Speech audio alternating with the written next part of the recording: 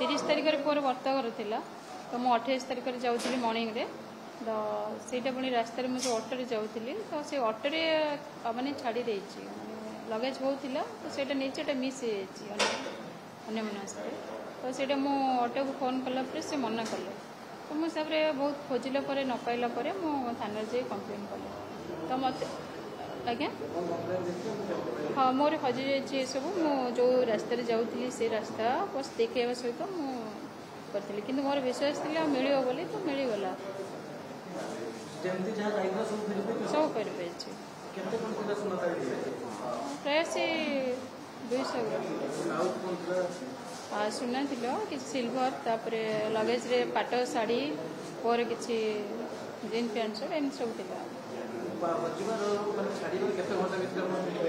हजबार तो भोर 5टार मर्णिंग 5टार गला और इवनिंग 2:30 सुधा मत मिल हाँ आसे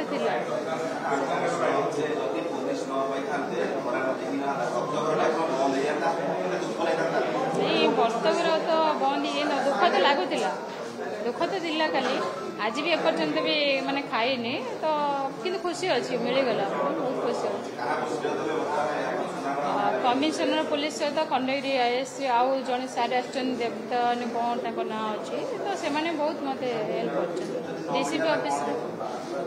न मिली था नुहे मिली था कहीं न मिलता कहवा कहीं यहाँ आमर आम तो बहुत स्ट्रगल सब करे तो मिल निश्चित कहीं मिल बोली आशा